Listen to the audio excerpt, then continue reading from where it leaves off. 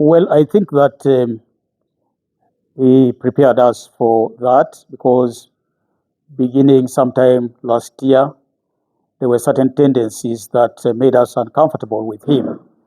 And therefore, it doesn't come as a surprise that he has taken a decision to move on. And this decision has seen him going to the NRM, a party that he has spent 40 years fighting, whose policies he is not agreed with. And therefore, in that respect, it comes as a surprise to us, members of the FDC, leadership of the FDC, and the entire country, that the Honorable Yusuf Nsibai could wear the most yellow attire today and, cross into the NRM. Of course, he has castigated the FDC as he lives. I have heard him saying the FDC collapsed from the time that the Honorable Anita Among left the FDC because of the special role that she played in fundraising as the Deputy Treasurer General.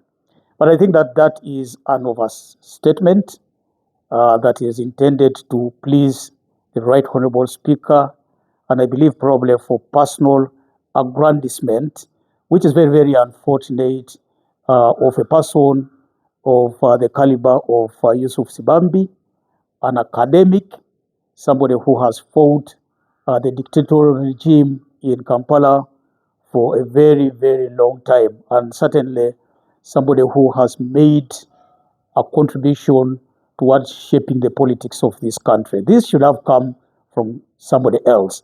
But that said, leaders have got their own considerations while belonging to a political organization. I am sure he could have run out of political steam and decided that this was the time to throw in the towel. And all that we can say as the FDC is that leaders come into the FDC, we welcome them, they leave the FDC, and we always wish them well wherever they have gone. The Honorable Nsibai, who is now the outgoing whip of the FDC, is somebody who we least expected to behave the way he did. And yet he is not the first person to do this. And I have said this again and again, that even at its inception, immediately the FDC was formed, the Right Honorable Ria Kategaya, now the late, decided to leave the organization.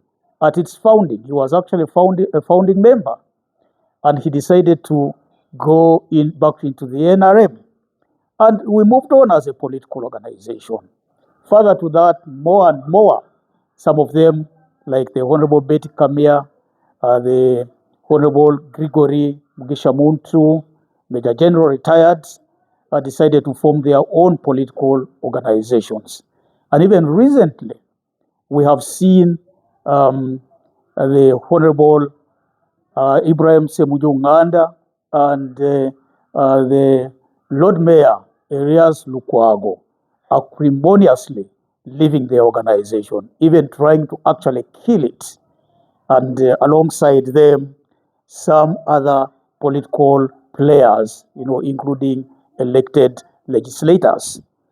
That said, because we have weathered the storm every time that it occurs, leaves no shade of doubt in my mind that even the departure of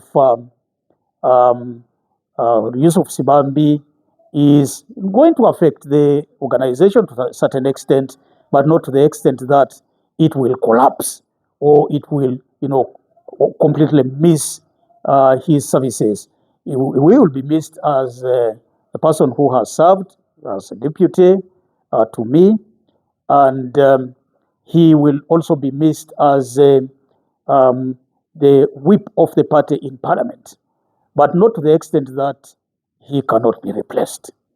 In FDC, there is nobody who is indispensable, including Honorable Yusuf Nsibai. We can only wish him well. We know that very soon a replacement of the whip is going to happen, and we are in consultations at the moment to replace him with the Honorable Anna Adeke, who is Member of Parliament for Soroti District, somebody who has been in Parliament long enough and whose leadership has been tested.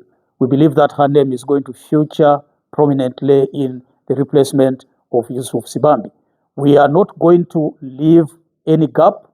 As you know, nature abhors vacuum, and therefore immediately he will be replaced, since he no longer subscribes to our aspirations, subscribes to our ideology, and has chosen a new home.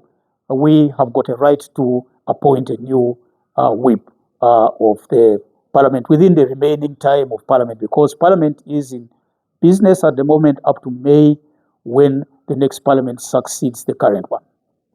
Okay. It was meant to disappoint at the party to appear before the committee to explain himself in the meeting in 2007. Did it happen?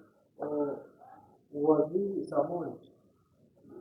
When he was summoned, did it happen? Did it happen? The difference between what the Honorable Nsibai did in departing the FDC and what people like the Right Honorable Anita Abong and the Right Honorable Thomas Tayebwa did is that, somehow Nsibai decided to do certain things that did not augur well with the leadership in the party.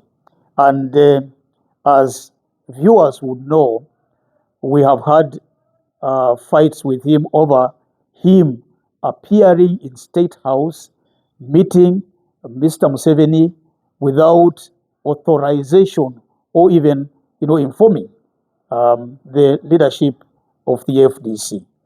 And therefore, this was considered a disciplinary matter under Article 12 of the Constitution of the FDC. And as I speak now, actually, the chairman of the disciplinary committee, the Honorable Franco Centenary Robert, former MP for Kasese municipality and vice chairman of the party, had actually prepared an interim meeting to take place tomorrow at the headquarters in Najana Nkumbi, to consider a business to follow, including, not limited to, inviting or summoning the Honorable Yusuf Nsibai and the others to face the disciplinary committee. This had not happened, and therefore is now not going to happen, because we have no control over Yusuf Nsibai. He is no longer a member of the party, and this was by his own volition, by his own choice, and therefore it saves us our time. I think that it's a good thing that he came out openly today to denounce the FDC and to move forward and join the NRM that has tormented us for all these years.